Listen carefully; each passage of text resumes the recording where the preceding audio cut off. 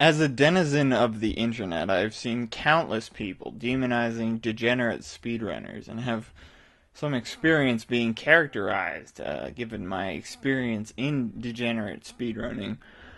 To defend the actions of degenerates, I feel it is first important to define the term in the context of this video. There are a number of definitions you could use, and this one from Urban Dictionary accurately reflects the behavior that I am defending.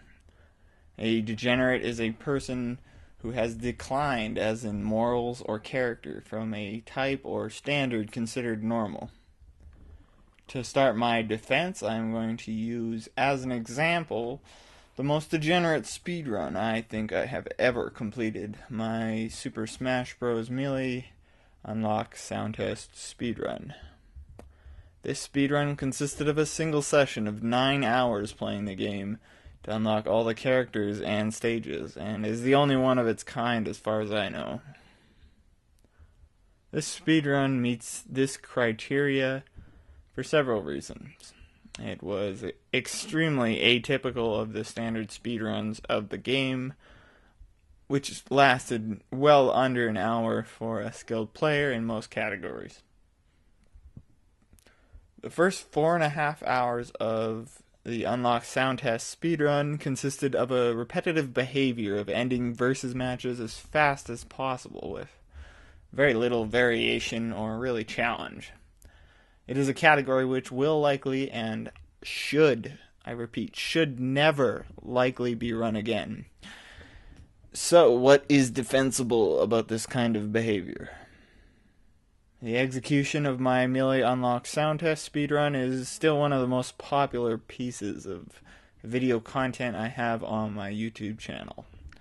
While a vast majority of people that end up clicking on it get bored quickly, a small minority of viewers will watch over 20 minutes or even hours into the videos, and the fact that people still watch this feat was for hours was baffling to me for a couple years.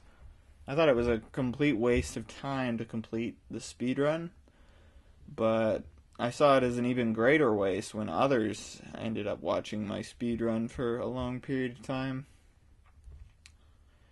It is important to identify what people have enough free time and interest to watch one of these videos for a long time, to identify what results this practice has. The people drawn to this type of entertainment more than likely represent a fringe element of the general speedrun viewer population, and they have unconventional interests and a large amount of free time. When you look at the action in context, in this way, it does provide some value to myself and others. Speedrunners can quite easily get caught up in ideas that are, quite honestly, a goddamn waste of time, and I think I've shown that so far in this video. These experiments in fringe speedrun categories have always clearly demonstrated that merely seeking a logically consistent or non-arbitrary category distinction does not in itself have value. Most speedrunners are well aware of this and never have any problems finding meaningful speedrun categories to compete in with other people. There are a number of people, however, in the speedrunning community that do not make this distinction and find the idea of exploring categories and ideas that others have little interest in pursuing as an interesting practice. These people often possess behaviors typical of somebody with high-functioning autism or a pervasive developmental disorder, most notably having repetitive and restrictive interests and behaviors. These people usually express a desire to have some sort of original expression and also desire to be recognized for that original expression. I know I have. To identify with this demographic quite heavily, I have had some admittedly terrible ideas for speedruns.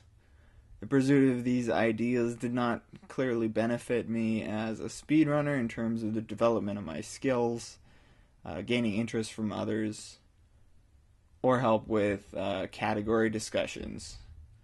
As you watch my Unlock Soundtest Speedrun, my demeanor it changes in the 9 hours from somewhat questioning my idea to actually clearly questioning the decision to run the category. The people who are willing to sit down and do something repetitive like this for like 4.5 hours are, in my eyes, extremely important to speedrunning. These are the type of people that advance knowledge, techniques, and advance the metagame, and are essential to really any speedrunning community. The really heavy hitters, the people that change the way that categories are run forever. These are the type of people that I hope, as a community, we speedrunners can learn to greater understand and support. I do acknowledge there's been some progress on this already. The people on the fringe of any activity have always pushed the boundaries of what is considered normal and acceptable, and it's through these pushes that innovations are implemented into the lives of others.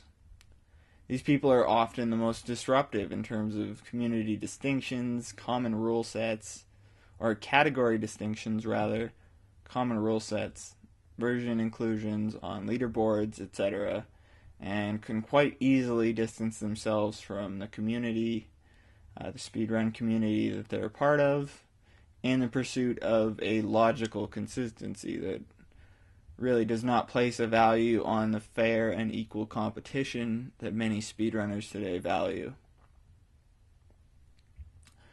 This can be extremely difficult to deal with, and if publicized, can lead to either a degradation of faith in the governing speedrun body of that community, or a demonization of individual speedrunners by the larger community. Many of these fringe speedrunners possess an inherent lack of social skills and perception that is amplified by the use of the internet, myself included. Unique effort is required to fully explain things to these people, and yet I would wager that maybe it's one of the most important things and most worthwhile efforts for any speedrunning community. My advice in dealing with people like me in this situation is to be patient, to ask them to clarify their position while addressing their concerns, and avoid assumptions of intent, as they can be prone to playing a devil's advocate position, just to see how it will go in the conversation and how you will react to it. In situations like this, it is easy to have heated debates, especially given the number of obsessive and rigid behavior of some of these fringe speedrunners like myself. I have certainly harmed a number of relationships with my obsessive interests in category distinctions, ruling abuse, and version inclusion on leaderboards, and I do apologize to the people that I have hurt over the years. But I think as speedrunners we're all a little bit degenerate, and that we pursue a behavior that declines the common perception of video games as just a source of entertainment. The use of computers for entertainment was, to my knowledge, at one time, like 50 years ago, largely viewed as degeneracy or almost like 40 years ago, I guess. It was viewed as degeneracy in North American society, just using computers for entertainment. And this degeneracy really, it depends on what context it's in, and very often the people who are demonized as degenerates often do create innovative things for other people. A lot of them waste their time as well, especially with some of the other definitions of degenerates, but we're just talking specifically about ones that defy what is considered normal or appropriate. the resistance against the belief that the use of computers for entertainment, the resistance against it has increased the education around the world and diversity of thought as well and expression around the world. I think just with the freedom of information provided and the amount of utility that we've gotten out of it as an entertainment medium. I believe that if you apply the same logic for degeneracy and speedrunning as I just defined, then degeneracy is defensible in a way. That being said, it can be extremely harmful. So, if you have another idea on how we should view and interact with degeneracy in speedrunning, please leave me a comment down below. Thank you for your time, and take care.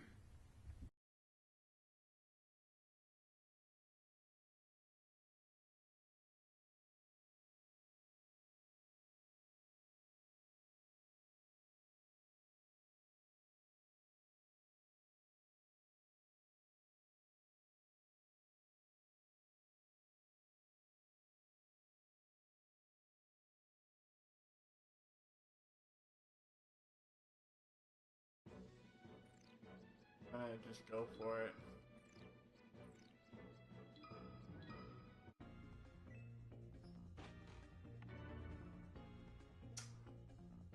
Wow, epic.